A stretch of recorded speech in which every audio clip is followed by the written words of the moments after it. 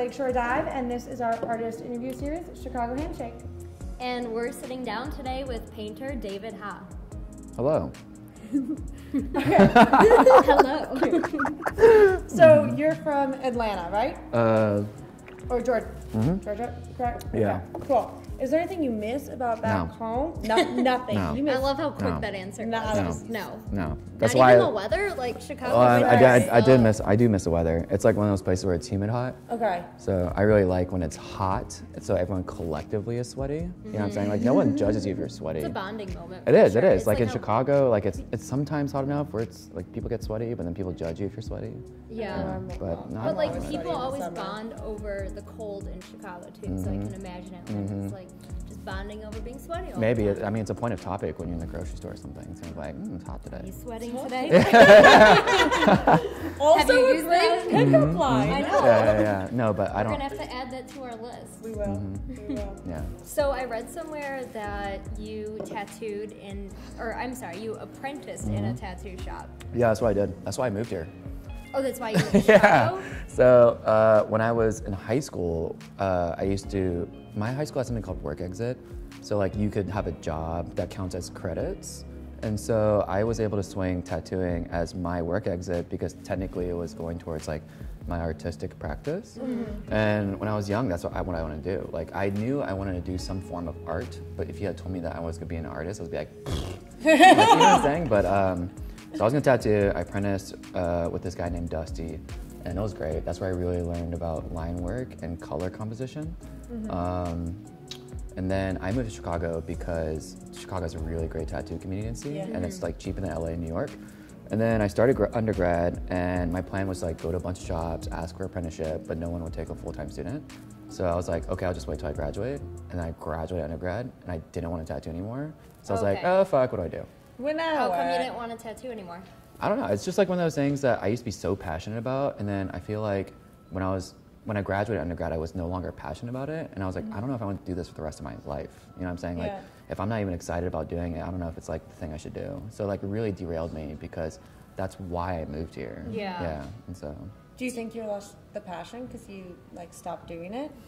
Yeah, I think honestly that was that. Like, so my background with any kind of art was basically illustration. So like, I learned drawing based on Tattoo Flash or like illustrations, or like when people ask for me to render, like, oh, I would like to get a tattoo of my pit bull, you know? And so when I came to SAIC for my undergrad, I had to unlearn all of that because they really emphasize conceptuality. So I think it was like my first year was super hard because I had to basically give up my understanding of like illustration and rendering and drawing and whatever. And then I had struggled with the idea of conceptual works. And for me, it took me a long time to understand that it's not I need to make conceptual work, it's that I need to make work that has actual concept, like actual work that's important to me. And so since that was so difficult for me all undergrad, I was like the worst student. Yeah, dude, I just could not comprehend it. And so SCIC really don't advocate for like illustrative work. And so I didn't do that.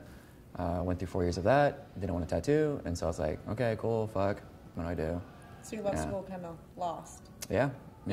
But it like all kind of led into each other too. Yeah, for like, sure. I mean, Yeah, tattoos brought you to Chicago, and you say now Chicago feels like your home. Yeah. So like if you didn't even take that chance to move here, you know. Yeah, exactly. Yeah, and that's the thing. Like, I don't regret any of this. Like, because what can I do? I can't go back in time. It's all a learning process. Would you I think even that's what your change it if 20s you are could? for. If anything, I'd probably tell my younger self, don't go to art school for Really? undergrad. Oh yeah, fuck yeah. Why? Shit's expensive as fuck. Yeah. And it's I don't know. Like, I don't want to shit talk about it because it's like dumb, but it's like, I don't think it's fair to ask young people to like make big choices because like in high school you have to ask to go use the bathroom, and then when you start undergrad, you're expected to figure out what you're gonna do for the rest of your life. Yeah. There's a lot of pressure on that, even in high school too. It's Yeah, like, and oh, it's what are so you gonna dumb do? because it's like, all right, so if we apply that to like even as simple as like making art, I don't know, I'm not gonna expect any fucking 18-year-old kid to like blow me out the door with like the work they make. I want it to be like a gradual learning curve, and for me, I feel like you can make really strong art if you actually have good life experiences. I don't know if art school at undergrad gives you that, whereas like state school would. I mean, it's like cheaper, and you know, like all these things equate to itself. And then if you decide to actually pursue art, I feel like you can do that on your own time, or maybe take it seriously and go to grad school. But even then, that's not mandatory. Yeah, and you can't even grade art. Yeah, exactly. You know, it's super it's so subjective. Yeah, interpretive. dude. Like SAC is a pass-fail system. If that's how subjective it is. there's no like objective metric to be like, your work is a B+. You know, like the fuck? Yeah, no. Yeah. Your footing in the Chicago creative community once you moved here? I didn't. No, I didn't really find any sort of community until I started grad school, really. No, prior to that, actually, the time between undergrad and grad, I worked a lot in the service industry. And I met... That's the way to make connections. Yeah, dude, that's where I actually made friends. You know, it was really nice. And then I went to grad school, and grad school is different than undergrad because everyone that starts there either hasn't been in school for a long time, so the idea of actually making friends in community is a lot more sincere. Whereas in undergrad, it's like, I'm gonna make all my friends in the first day of school or else I get fucked. And then I think because in school, like, the studios are set up where they're like cubicles without doors. So you can like, they had curtains, so you can like pop in and out and like, you know, like talk about shit. And then I think I got my foot in the door because I think June of 2018 is when I did my first mural. And I think that basically opened a lot of doors in the sense of like, I met a lot of Chicago street artists or just a lot of artists that were already doing work in Chicago that SCIC wasn't really showing me. You know, like SCIC unfortunately is like this monolith in Chicago, and it kind of teaches its students that there's like one form of very successful art, and then kind of doesn't teach us that there's a lot more art in Chicago. Yeah. And so after I did my first mural, I met a lot of great people, and it kind of changed my whole perspective about like what I wanted to be as an artist. It seems like there's even more opportunities for artists nowadays because brands are really leaning towards collaborating with artists in some ways, like designing logos or anything like that. Yeah, which is cool. And I feel like every artist should think about it, but then also they should just keep in mind that that's not commercialism. It's like, if you're a clever enough artist, you can actually take every opportunity and morph it with your practice, right? Yeah. So it's like, when Low-Res asked me to do the first beer can and they gave me like the template, it's like a horizontal sheet. Like it's like, so when I saw it, I understood that I had to basically just make a painting horizontally and understand that legal text has to go on it. But it's not like I'm compromising what I'm interested in to do these things. Does that make sense? And I feel like that's where people struggle with this separation between art and design, or like lowbrow, highbrow. And it's like, no, dude, like if you're a smart enough artist, you can make every single opportunity benefit you, because by working maybe with like a corporation, it can expose you to other types of people, and like networking in the sense of like, instead of keeping it insular and like incestuous within the gallery culture, you know, it's like, how do I be like a chameleon and like enter all the spheres I'm interested in as a person, you know? How would you say that you find inspiration for the paintings that you do? A lot of my inspiration comes from like me living my life. So some of it is like one-to-one, so like I'll people watch or experience something that I would like to like make as a painting. But more recently, I'm interested in taking those experiences or seeing these experiences and creating metaphors.